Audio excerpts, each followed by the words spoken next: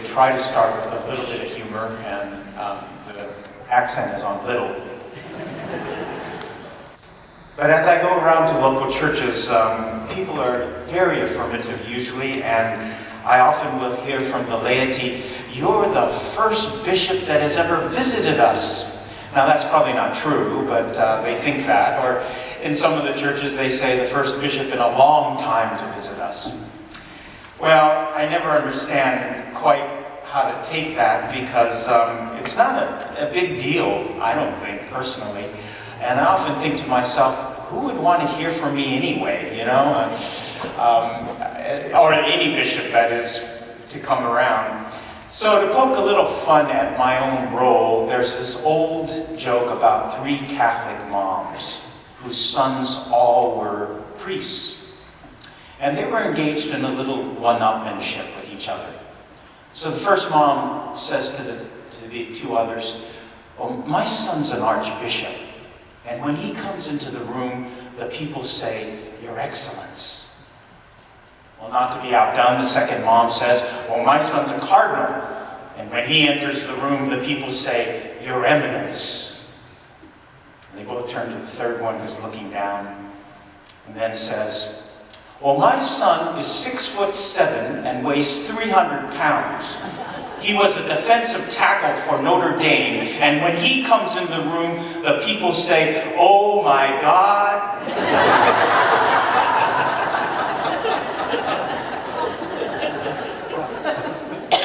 I want to congratulate all of you for reaching this milestone of 150 years.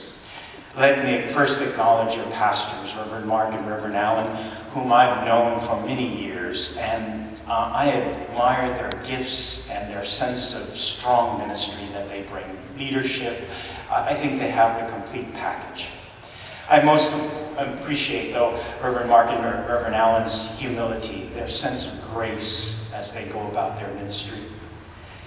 And we're blessed to have former pastor Reverend Hillary with us, and she has spent many years with you, and I know the memories are deep and touching. And of course, good friend Reverend Ken McMillan, who grew up in this church. So you might not be the oldest member, Ken, but you're in that echelon, so those that we have reverence for.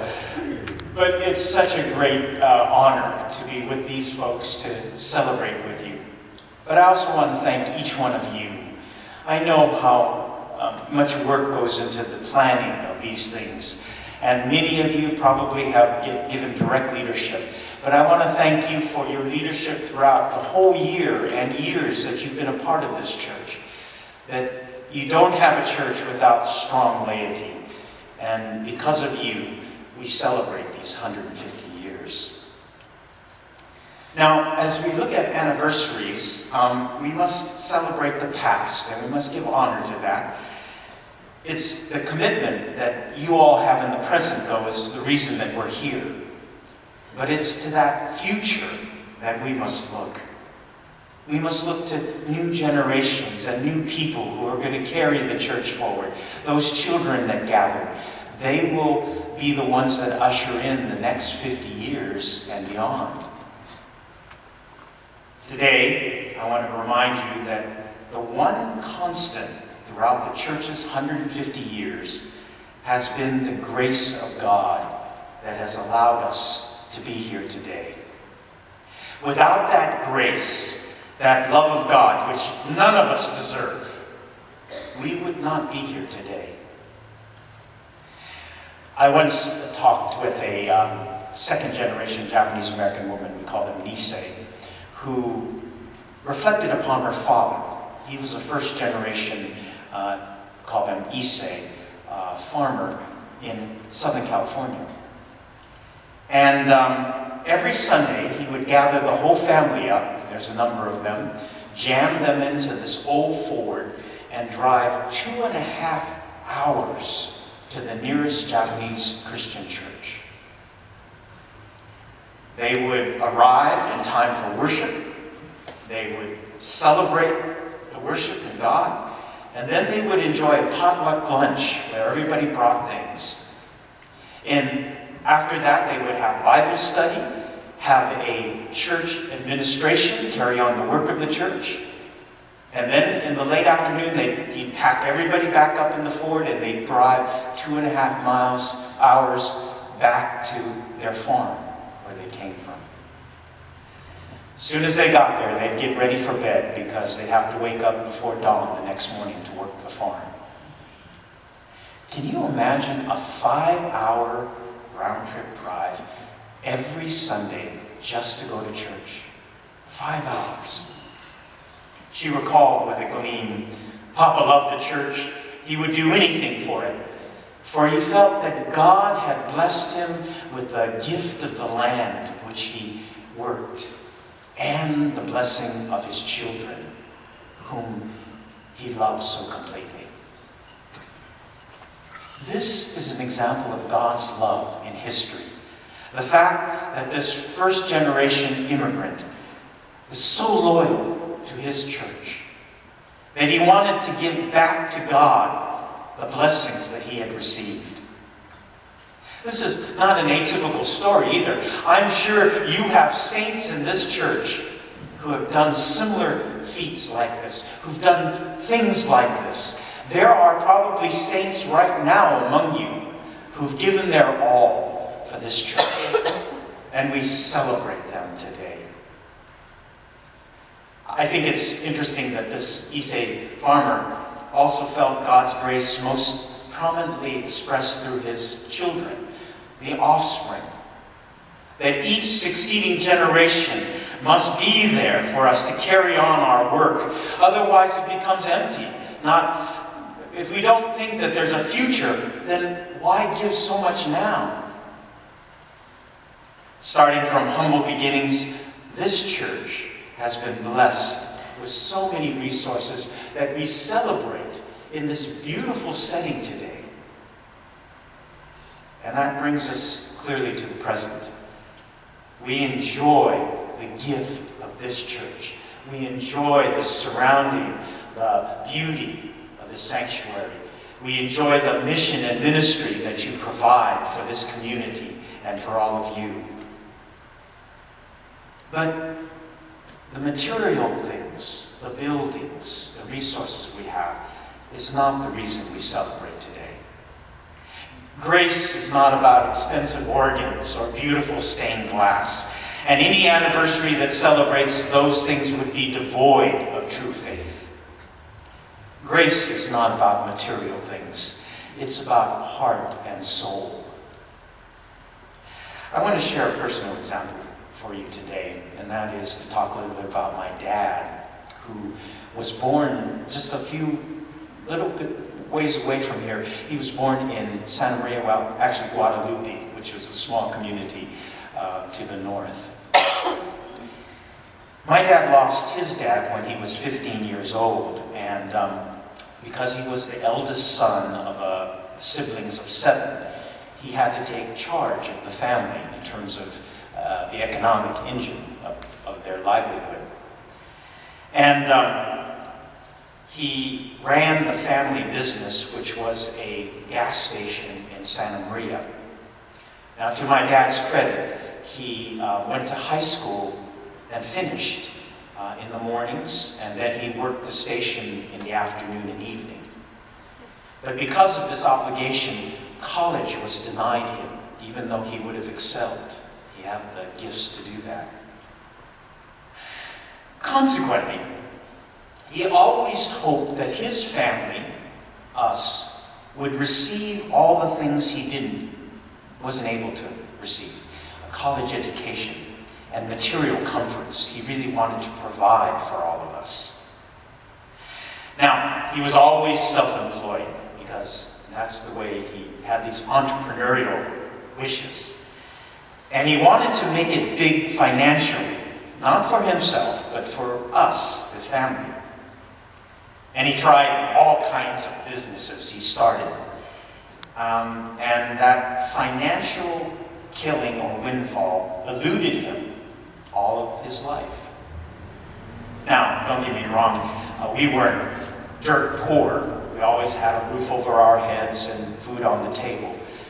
but we were not rich, of which he wanted to provide for us. I later understood why he never got rich.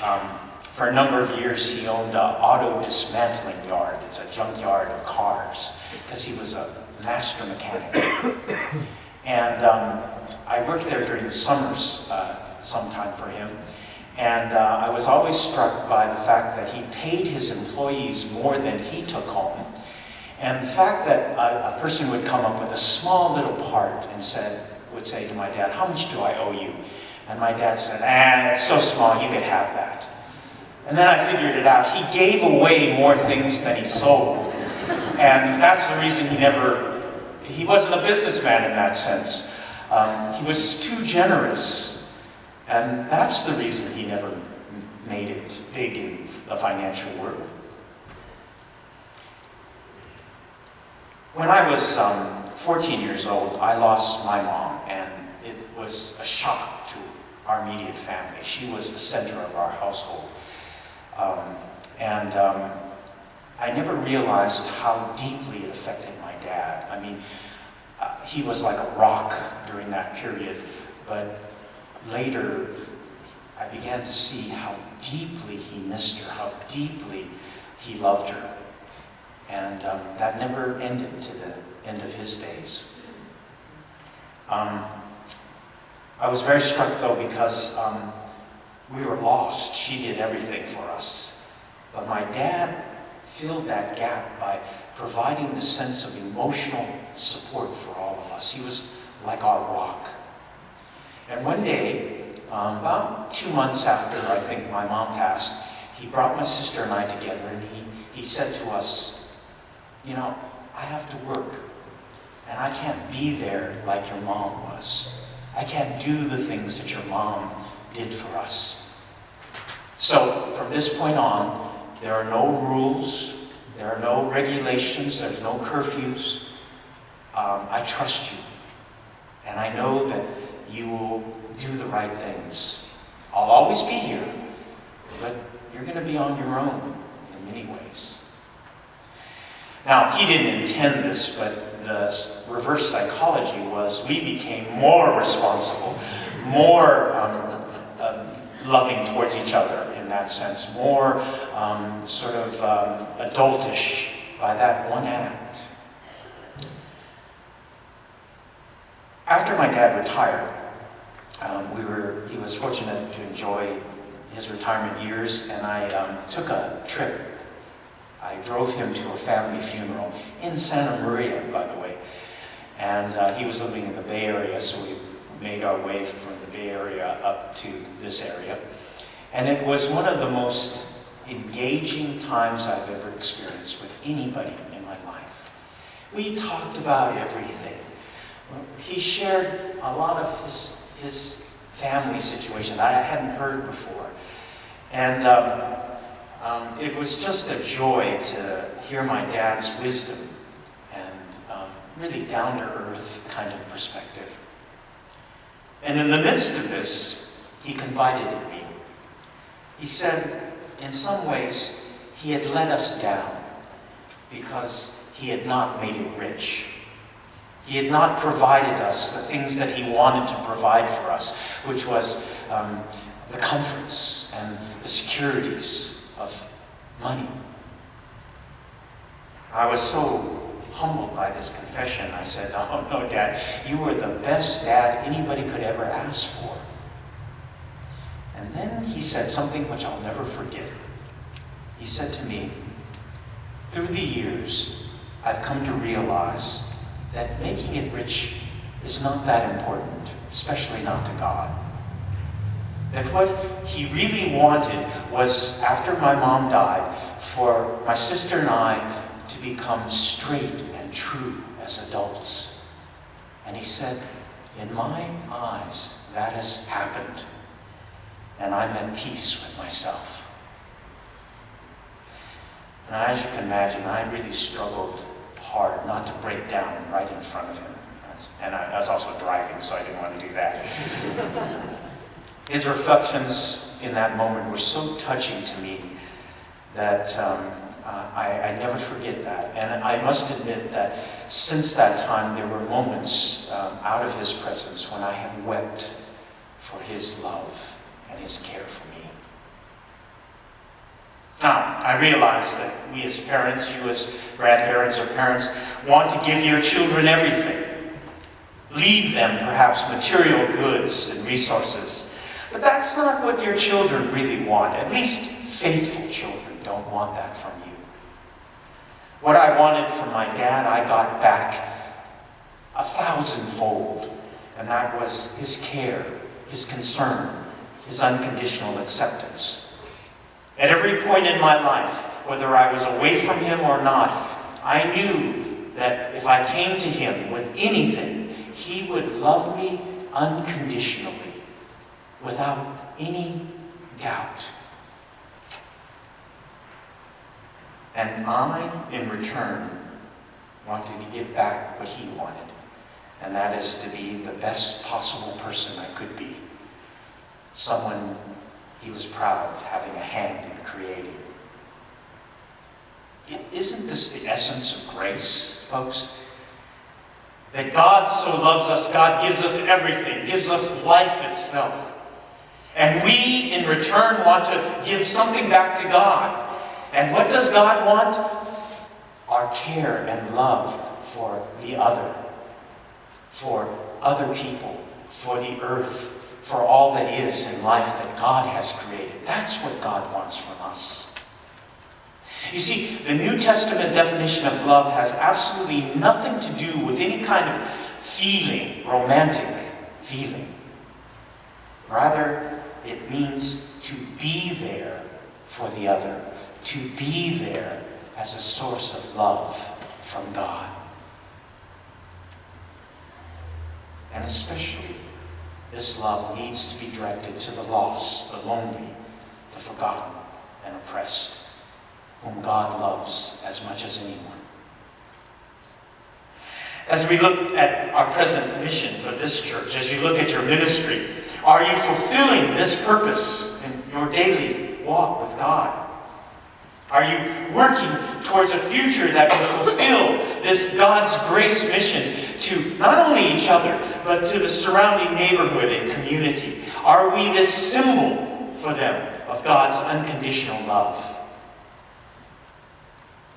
Now, as I travel about, I share this similar message or something like this, and oftentimes the feeling about the future and the reality of where we are gets in the way of this mission, this sense of uncertainty about the future.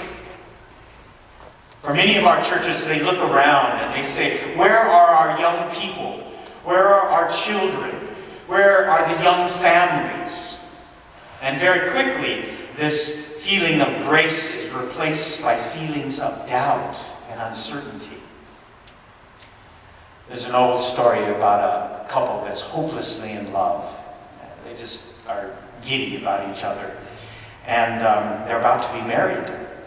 So one day the bride asks her fiancé, "My mother really wants to know, will you love me forever? Will you love me even when I'm old and gray?" And the young fiancé says, "Of course I'll love you. I will always adore you. I will always..." And then he pauses for a moment to think about this. "Well," she impatiently retorts, to which he says, "You're not going to look like your mother when you're at her age."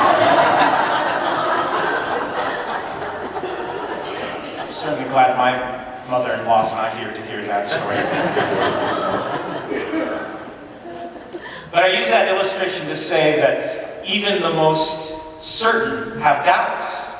Even the most perfectly in love might have some questions. And it's perfectly okay to have doubts, especially when it comes to faith. To have doubts does not diminish our faith. In fact, it strengthens it, because we are trying to work through our doubts to a greater certainty. And we should always remember faith's response to doubt. And that is never underestimate the power of God. Never underestimate God's will and God's purpose. For if we believe in the God of the Bible, then we believe that God has the power at any moment in our lives and in the world to break into this world and to declare to all who can hear, "Behold, I make all things new." God has the power to make new. God has the power to make things over again. God has the power to make things pregnant. Today's scripture is such a good illustration of that. Abraham and Sarah have been unable to conceive of a child, and at this point, Abraham's over 100 and Sarah's over 90. All hope of the promise to fulfill the covenant is over. They're barren. There will be no offspring to carry on the faith. That's what they're really wrestling with. And then God comes to them and intervenes. God enables Sarah to be pregnant. It's such a divine joke that everybody thinks it's funny. When they read it back then days, it'd be funny. It'd be funny to us if we thought suddenly my spouse would be pregnant. But the point of this is, God is the one who does this. And because of this, they named the child Isaac, meaning the one who laughs, because no one could ever imagine this in their wildest dreams. Folks, in this one act, God breaks all stereotypes and myths that our culture breeds. God makes Sarah pregnant. Pregnant with new life. Pregnant, the ability to conceive. Pregnant, the ability to create new. Now, I'm not recommending that you all run out and get pregnant. That's not the point. Although it would help your Sunday school if some of you would do that.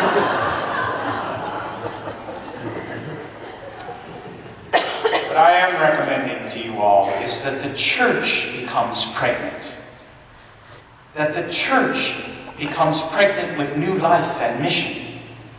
In the face of an uncertain future, the church needs to become pregnant with new ideas, bold and exciting programs, courageous outreach to the surrounding neighborhood and community.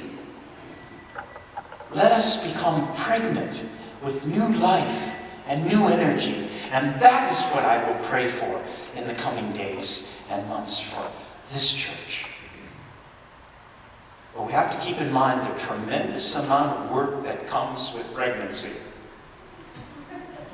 God gives life, but it is up to us to nurture that life once it's born. Our job begins the moment after conception, actually. If there is to be new life in the church, it is our responsibility to tend to that newness. That's our job, not God's. We are the ones that carry the church forward. And as you move into the next 150 years of your life, I have no doubt that the church will become pregnant. I have no doubt that newness and innovation will arise here. I have no doubt that new things are on your horizon. Bold plans, bold missions. I have no doubt. All we need is the power of God. All we need is faith. Faith in light of God's grace. Faith in God's ability to create new. But just remember that it is this grace that it's all about. It's about God providing this love and we being the vehicles of carrying it forward. Let me close with this. The late Mary Martin, the actress and singer, in the story of her life, recalled that before each performance, she would wait in the backstage. And then she would peek through the curtain and randomly pick out a person in the audience and say, "I love you." And then pick another one out and say, "I love you." And then a third, I love you. And then, on cue, she would go out onto the stage and she would sing and dance as an act of love. Isn't that what God does for us? In our solitude, God says to us, I love you. And then on cue, we go out into the world and we say to the sick, the poor, the lost, and the lonely, I love you, and I love you, and I love you. And in that way, we put back into the world through action the love that God gives to us. A love that God demands, but also a love that God so deserves. As you move into the next 150 years of your life, may the grace of God's love be for you now and forever. Amen.